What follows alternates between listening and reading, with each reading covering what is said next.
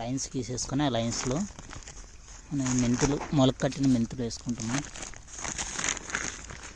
ఎందుకంటే మనం డ్రై అట్లా వేస్తుంటే ఈ టెంపరేచర్కి చాలా టైం తీసుకొని ఎండిపోతున్నాయి, అందుకని చెప్పి ఇట్లా ట్రై చేస్తున్నాము.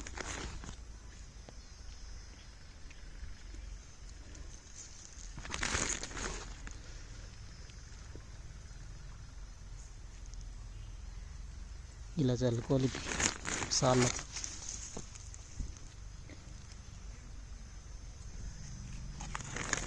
అలా చల్లుకున్న వాటిని అలా మనం మట్టి కప్పుకోవాలి.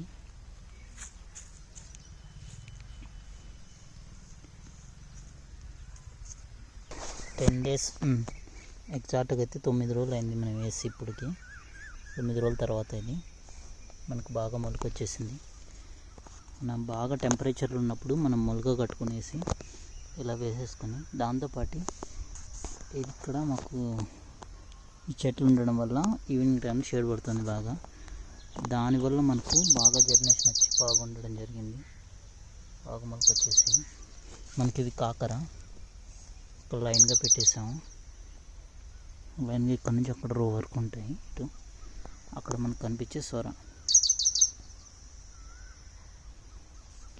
వేసాము. అదంతా ఇప్పుడు వీటికి పందిరేస్తాం.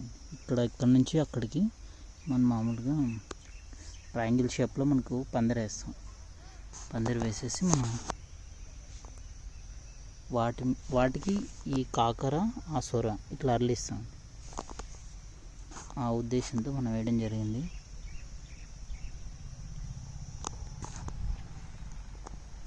మనకు ఇప్పుడు షేడ్ పడుతుంది, మనకు ఆకుకూర వస్తుంది. తర్వాత ఇవి నెక్స్ట్ సెకండ్ క్రాప్ కింద మనకు తీగ వెరైటీ వస్తుందండి.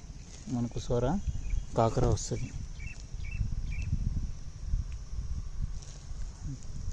మనకు మెంతి బాగా రావాలంటే షేడ్ ఉండాలి, షేడ్ లేకపోతే రాదు.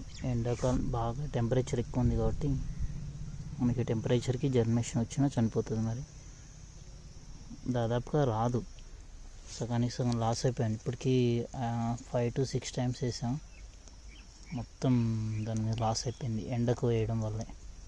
ఇట్లా షేడ్ ఉన్న ప్రాంతంలో వేసుకుంటే మనకు చాలా బాగా వస్తుందండి. ఇప్పుడు ఇంత ఉన్నా కానీ ఇట్లా ఎక్కడ ఉన్నట్టు చనిపోతూనే ఉన్నాయి మనకు ఎండ వల్లే.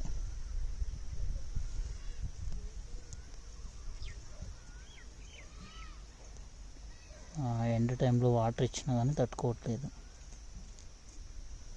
అని చెప్పి మెంతి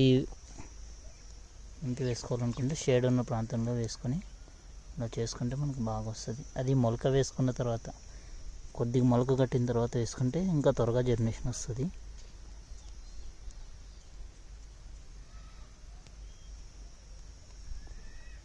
ఓకే ఫ్రెండ్స్, బాయ్.